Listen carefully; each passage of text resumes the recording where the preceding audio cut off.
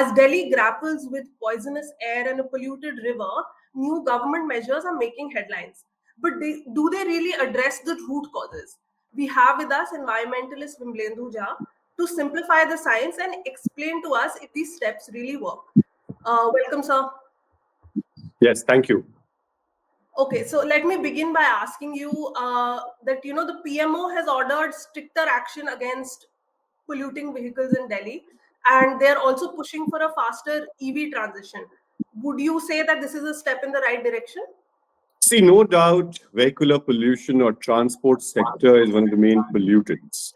Of course, the fact that Prime Minister's office is intervening with regard to issue of air pollution is very, very welcome, because this is not specific to a particular state. Reality is that more than 90% of India actually has poor air quality. In fact, several have hazardous air quality.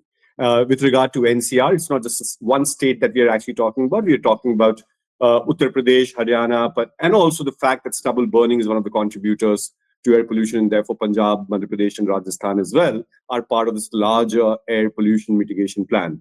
Right now, when we are talking about bringing in private vehicles and shifting them to EV, I don't think that should be the approach of the government. At the end of the day, of course, the choices have to be made by individual citizens in terms of the kind of private vehicle that they own. But largely the challenge, because of which, when we say 40% of the pollution, air pollution, is because of transport sector, it's because of the lack of public transport infrastructure. So indeed, rather than looking at what should the private vehicle regime be, the government needs to look at what should the public transport regime be in terms of its affordability, in terms of its density, in terms of its access, in terms of its safety, and not just for Delhi, but for the entire NCT in that sense. And where we have to look at satellite towns like Gurgaon, Noida, Faridabad, and Ghaziabad, and therefore collectively plan something. So glad that the Prime Minister's office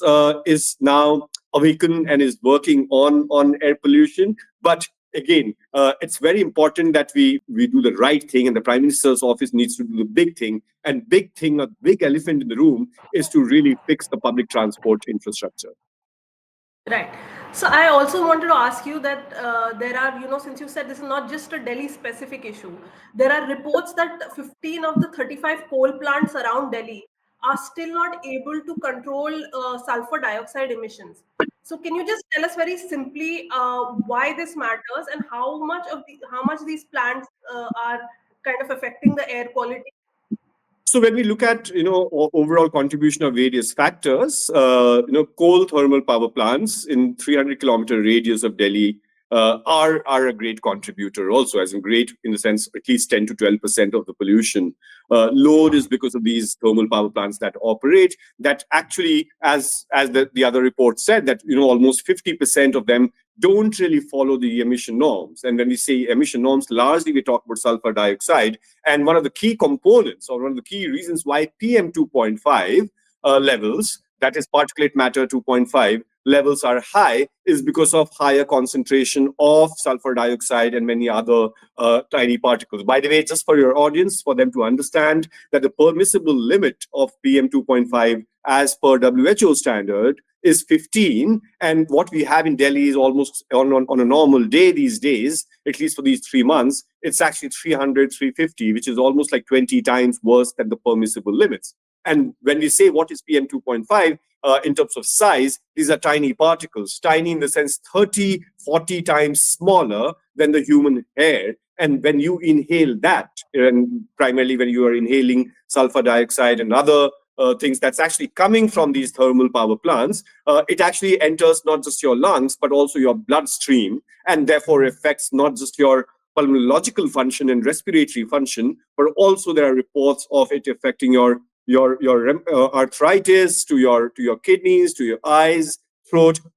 Primarily every part of your body is affected because of the high concentration. And therefore, as India has already promised to get rid of coal, till the time that we actually achieve that net zero in that sense, we need to really look at that. At the same time, of course, energy sufficiency energy is a very, very important thing. Overnight, we can't shut down the coal thermal power plants. But the least that we can do is that, as per the standards, the global standards of emission, I think 15 out of these or 35 coal thermal power plants that we have, or the plants that we actually have in the 300-kilometer radius, they need to abide by the emission norms, and in particular, sulfur dioxide emission norms. Right. Okay. So, also the Delhi Chief Minister recently, apparently, she has said that dust pollution is something that needs to be focused on. She has directed departments to clean dust daily and give photo reports. But do you think this surface cleaning is really does that make a difference to the air quality? See, I think no doubt dust is a very, very important factor, and that is the key. PM10 contribution comes from dust, and primarily from two kinds of dust. We're talking about construction and demolition dust, as well as roadside dust. And indeed, we need to really control that. But controlling, as I always say, that what the government keeps doing is addressing symptoms rather than the source. And if you really want a long-term solution to air pollution, you will have to start looking at not something which is at the end of the pipe, but the beginning of the pipe, as we say in the language of environment or environmentalism. And therefore, we'll have to identify what are those key sources of dust in that sense. Largely, of course, sprinkling water can temporarily settle the dust, but does it actually take care of the source of dust? Not really. And that's where somewhere we say that we have a very, very fractured air quality governance in the country, and more so in the National Capital Region, because we're only looking at band-aid solutions, either be it to vehicular pollution or, for that matter, the PM10 focus, which is the dust largely and everything else. So the fact that the Chief Minister is talking about it is good, but asking photos of job done of a symptom is not really something which will cure Delhi's air long term.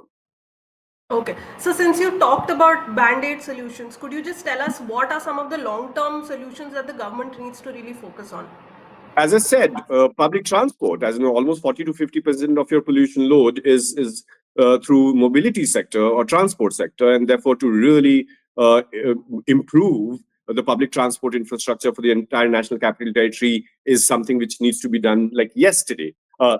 Then the construction and demolition dust norms that needs to be followed and executed on the ground, and also the emissions from industries. And for that, you actually need to strengthen your Central Pollution Control Board or the State Pollution Control Board, both in terms of human resource and the other resource and power that you need to give to them, so as to execute these norms that are supposed to be just there on paper. And therefore, that entire executive that is supposed to be monitoring your air quality or these sectors, polluting sectors, is extremely important. Similarly, I always of the opinion that till the time that we clean the air, before that we need to really have transparent data. So I think the government quickly that it needs to do so as to inform its policy is to have a robust data collection and data analysis, and then therefore data interpretation regime.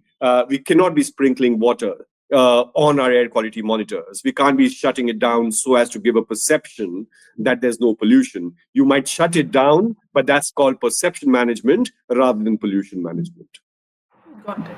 Okay, and to now also move to water pollution, since the Yamuna has continued to remain dirty even though Mm. governments have changed. There are Mhm. reports now that the government has been using defoaming chemicals for a very extended period, like around 40 days. Can you Mm. just tell us what is this made of, and what do defoamers do, and if there is any risk with using it for such an extended period?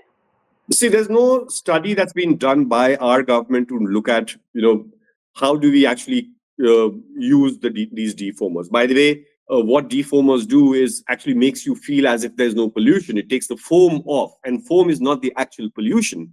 Foam, again, is just a symptom of pollution because the river is completely dead. So if you look at CPCB's own data, it talks about Yamuna's water quality is actually E class, which means that it's not even fit for animal bathing. It's only fit for industrial cooling.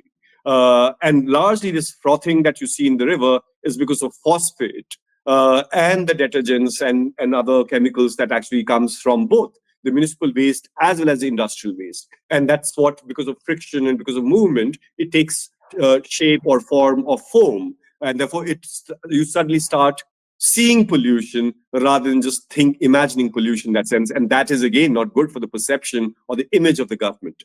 What we've seen this year is that there's more and more use of defoamers.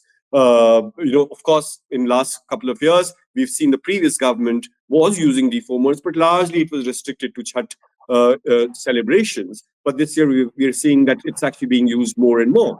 And of course, there's no national study, but internationally, because of the silica and other chemicals that's actually there in these defoamers, that is largely, these are foam suppressants in that sense, that it suppresses that foam, can have long-term impact on the aquatic life. Anyway, the river doesn't have any aquatic life in that sense, at least in Delhi. Nothing can survive in that toxic black water that flows under the bridge. But of course, this water also goes downstream. So any chemical, and anyway, this large defoaming activity is happening at Kalindi Kunj, which is the fag end of Delhi's section of Yamuna, of the 22-kilometer that we talk about. That's when the river actually enters Uttar Pradesh. But there are lots and lots of people who live downstream, and it is important that the water that we leave for them needs to be cleaner than from an optics point of view. You really put these defoamers and then make it more polluted. There are studies that the aquatic life and the capacity to emit oxygen that gets compromised. There's also a lot of studies internationally in terms of how this could really impact long-term human health as well. But right now in India, we don't have any study as yet.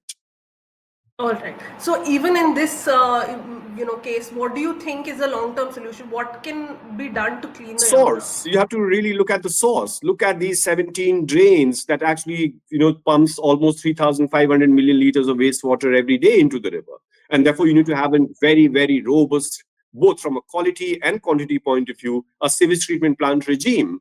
50% of the sewage treatment plants in Delhi, they don't even pass the quality standards. Similarly, there's something called ETP, which is effluent treatment plants that are supposed to be run by industries, and they also don't follow the norms. And larger than this is the non-availability of fresh water in Yamuna, the minimum flow or environmental flow that we call. And a lot of water actually is extracted at Hatni Kund Barrage, further upstream from Delhi near Yamuna Nagar, and the water is diverted to Western Yamuna Canal and Eastern Yamuna Canal for irrigation purposes, and therefore what is left to flow in the river is a very, very tiny trail of water. So when you don't have enough fresh water in the river, and the only water that you actually put in the river is through these 17 to 19 odd drains, half of it is completely untreated, or untreated in reality, treated on paper,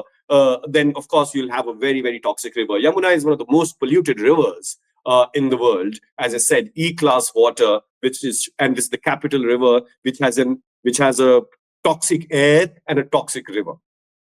Right. Okay, sir. Thank you so much.